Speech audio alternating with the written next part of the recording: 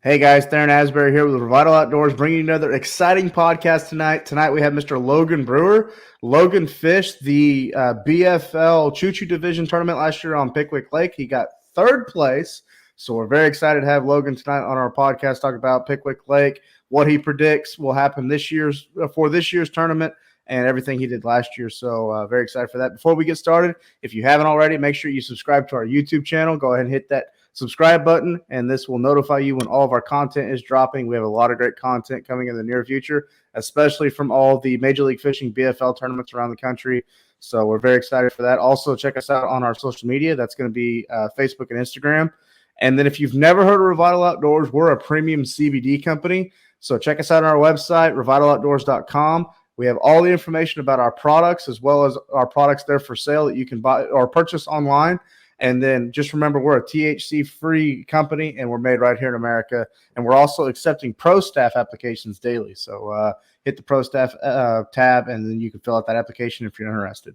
So that being said, let's go ahead and bring him in. Mr. Logan Brewer, third place last year at Lake Pickwick. How you doing this evening? Doing pretty good. How about you? I'm doing good. I'm doing good. So, well, man, thank you for taking time out of your evening to join us. Let's just get right into it. Third place, top 5 finish, really awesome on Lake Pickwick. I looked you up a little bit. You have a phenomenal history on Lake Pickwick. So, what do you like about Lake Pickwick this time of year, and what just jives with you and your fishing style? Well, right now the fish are in the pre-spawn mode, so they're chewing. Key is finding bait this time of year and just going with it. It's not too. It's pretty hard to get bites, but when you find an area that produces a good bite, most of the time there's several fish stacked in there, so it's pretty fun when you find them. Absolutely. So, well, talk us through this tournament last year. Ended up third place. What did you find in practice? What kind of baits were you kind of throwing? You throwing action baits, finesse style baits? What was able to key in to the fish that you found last year? I actually found some fish downriver Pickwick earlier in practice, but before the tournament started, the water come up and muddied up and blew all those fish out. So I had to scratch that and end up finding a small ditch upriver, and it was working as a current break. And man, there was a lot of fish stacked in there, and I just mostly cranked it and threw swim baits and stuff like that over it. Nothing too serious. Okay. When you say current break, are you talking about a main lake point, secondary point? Was there like a ledge there? I know Lake Pickwick is known for its ledges. So what was breaking the current? Yeah, it was just a shallow ditch, probably 4 foot deep, and the fish was just sitting right there, and the current was rolling up through it. So I guess it was just bringing the bait right to them, and they was just set up perfect. Okay. So when you were cranking, you were between 4 and 6 feet. Is that how shallow the fish were? Or? Yes, sir. They was setting in about 4 foot of water. Okay. And I'm guessing you were catching pre-spawn fish that were fixing to stage and go up shallow for the spawn. Yes, they was going into a spawning pocket, actually up a creek channel. So it was they was coming to me. So Okay, cool. So I guess you were catching all largemouth? it was a mixed bag. I think I had 2 largemouth and 3 smallmouth. 2 largemouth and 3 smallmouth. Okay. Okay. So that sounds good. For crankbait selection, were you throwing a deep diving crankbait and really burning it on the bottom to get that good deflection, or were you throwing a medium-sized crankbait, or what was your crankbait selection?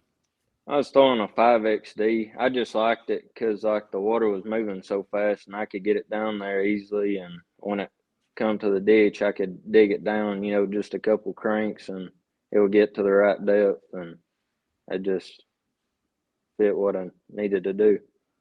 Okay. Throwing shad pattern color styles, or? It was actually really muddy water, so chartreuse was the deal then. Okay. Were you basing everything off history, or did you just find the spot in practice just running around the river, or? I've caught fish in that area before, but I keyed in on them in that Pacific area during practice. So Okay. And then, do you think weather had something to do with it, or the water temperature, or those fish were just there, and maybe they're not there this year, or are you hoping that they are? yeah, it rained several days before that tournament, and they actually had a lot of spillways on, so that created a lot of current. And these fish, are current driven, so they had the current rolling, and they was set up perfect. I got you. So, well, you talked about throwing a crankbait. Was there any other bait you could have maybe thrown in there to, entice a bite, like maybe a jig or an Alabama rig, or were they just relating to the crankbait and that's just what you threw until you caught what you caught? I caught most of my fish on a crankbait.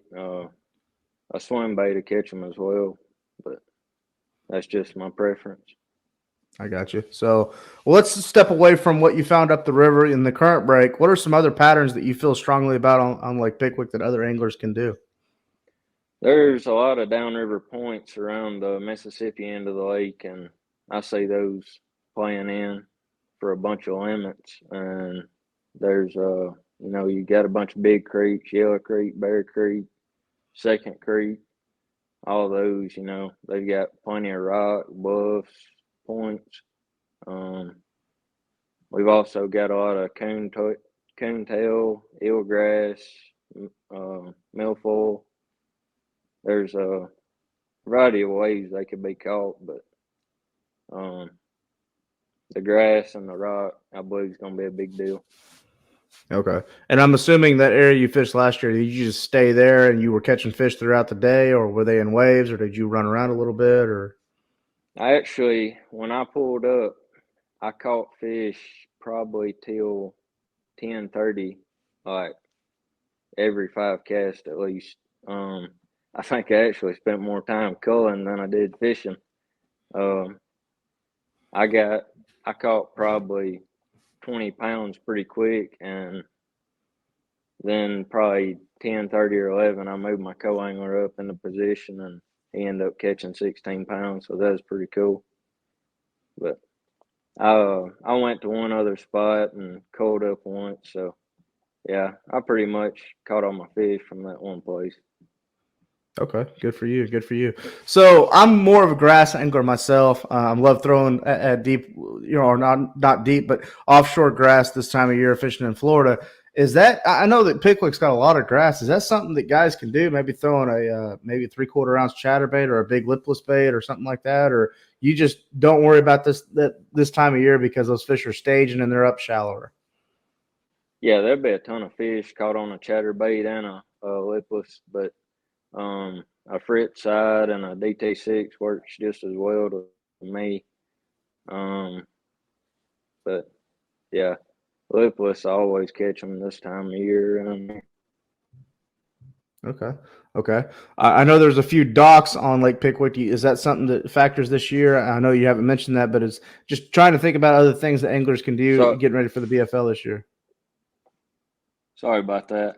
I had a phone call. Oh, are you there? Can you hear me? Can you hear me? Are you there?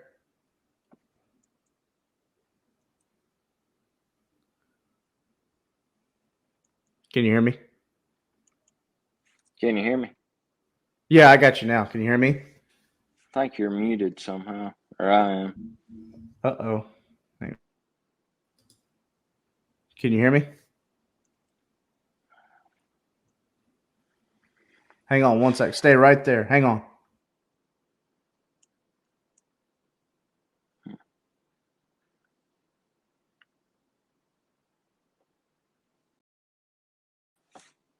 All right. Can you hear me?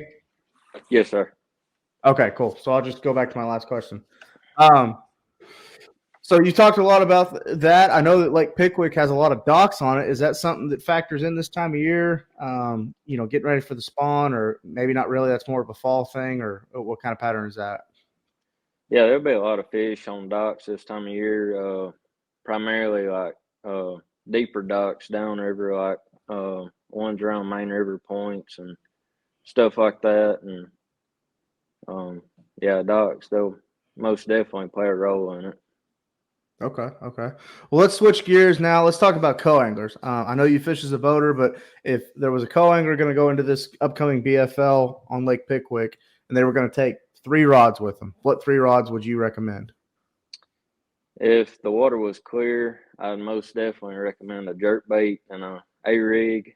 If the water was dirty, I'd definitely recommend maybe a jig and a rattle trap for sure. Okay. So, well, Logan, you gave us a lot of information. Really appreciate that. I know you have a lot of history on Lake Pickwick, and you've done really, really well for yourself, even though you're a young angler. So we want to give you this opportunity. Is there anybody you'd like to thank, sponsor-wise, or friends or family? Anybody you'd like to thank that supports your career? Now's the time to do so. Yeah, I'd like to thank my parents and my 2 siblings. They're very supportive. They come to all my weigh-ins, and I don't know, at the end of the day, it's just great to see their faces, everything's said and done, and kind of relax and see them and hang out. And I've got a couple buddies, that fish with me every weekend locally, and we push each other, and that's part of my success, I guess you could say. Gotcha. So, well, Logan, we appreciate you taking time out of your busy schedule. I know you're getting ready for the tournament season. This BFL in Pickwick for the 2022 season is rapidly approaching, but we just want to say thank you for taking time to join us. And, man, we hope to hear from you again because we're doing these pre-tournament podcasts, but we're also doing post-tournament podcasts. And having you back on here means you've had a successful year, and we just hope the best for you. Yes, sir. I appreciate it. Absolutely. So from all of us at Revital Outdoors, I'm Theron Asbury. Thank you again for tuning into this podcast. Be sure you subscribe to our YouTube page. Check us out on Facebook and Instagram and our website, and then also follow Logan Brewer and all of his tournament success on his social media platforms as well. Thank you for tuning in to another wonderful podcast. We will talk to you soon. God bless and be safe out there.